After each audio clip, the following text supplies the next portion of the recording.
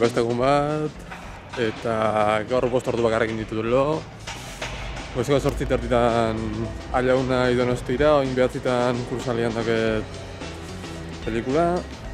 4 pelikula tokatzei gaur, así que agian gaur da eguna lo hartzetena pelikula bat.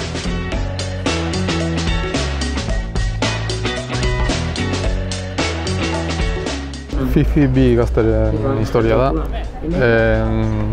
Neska baten laguna oportara doa eta etxeko giltza lapurtzen dizkio etxera sartzeko behago portarazti joan lago. Eta bertan sartzen nien lagunan anai etortzea etxea eta biak elkartzeie etxe hortan. Eta biak etxea konpartitzea erabakitze be eta hortaz pelikula. Ez da gaizki, zuzendarien lehenengo pelikula da, New Directors sailekoa. Eta hemen Maria Cristina atzean nago. Hainbat entrevista egiten ari di hor, ikustean. Hor, Suroko aktorea dago, Paul Stagizer, eta NTV ere bai. Gauza asko ari dira pasatzen zinemaldian. Maria Cristinako alfombra gorria pasatzen ari nintzena. Loreto Mauleon ikusi dut, lehen Ana Castilloren Girasole Silvestrezeko aktore bat ere hemen kruzatu dut. Beraz, fijatzen bazarete, infiltratu moduan dabiltzen mendik. Así que, erne ibili.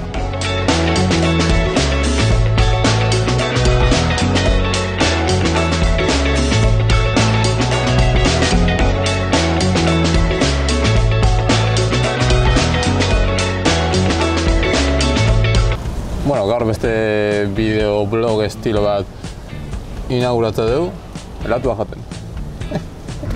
Azkar, zein net gaur, ze oin Truebara jun berdet, zerdita pelikula ikustea. Eta eneko goi alkatea hor daukat, publiko utzela. Fifi, New Directorseko pelikula, bueno, lehen azaldu dizudan bezala, hori. Eta ondoren, La Maternal ikustea jun naiz, baita ere Kursalean, asko gustatu zait. Top bat egingo bagenuen, top 3an edo 3-4an sartuko litzateke.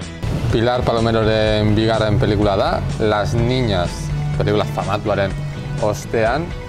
2000 noizkoa da Las Niñas, 2020 izan liteke. Eta, hainbat goia jaso zituen pelikula honenarena barne.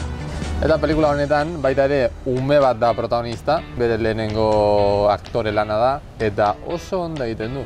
Pilar Palomerok ez daki zer dakan, baina aktore gazteekin lan egiteko esku ona du.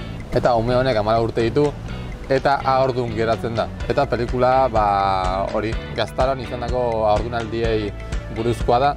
Gero, Maria Cristinara hurbildu naiz, David Cronenberg zuzendaria iritsi da, bere azken pelikula saltzeko eta Donostia saria eskuratzeko. Crímenes del futuro. Bihar edo etzi ikusiko dut. Ordu erdi bat egon nahi zai, azkenan iritsi da, eta minutu batean baruraino joan da. Ez da publikoari kaso egin dio, baina apinon fijo hotelera. Ez dugu ez argazkirik atera, baina bai bideoa. Sartu bideoa.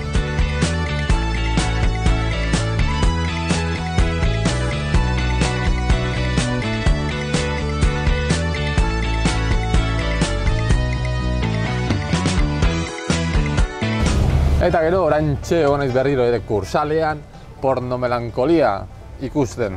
Ausardia behar da horrelako pelikula bat egiteko. Pornoaren industriaren inguruan doa, porno gehia zehazki izateko.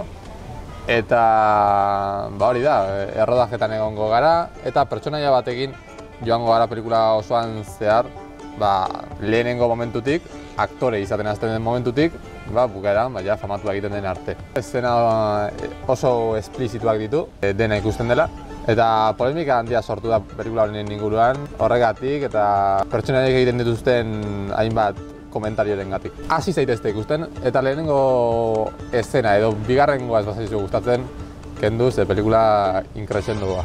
Beraz, hori izan da gaurko eguna. Eta orain, zerdita ikustera noa Truebara, enaiz Trueban inoiz egon.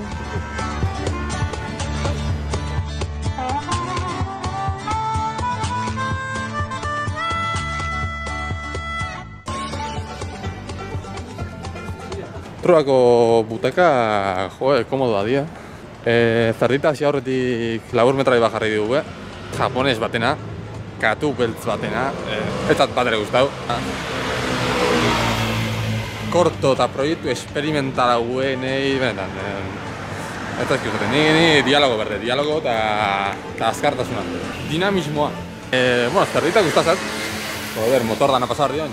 Eta hori, labur metraian esplikatzen gauzak, orain esplikatuta geratzeia, bukaera bat ematen dio historio da nahi. Orduan alde hortatik ondo ba.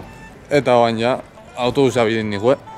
Biler ja gogorra izangoa, ze goizeko xiterritan ez nahi berdet, plan bat pentsau berdet, ez zelo hartzeko. Biztela, bihar,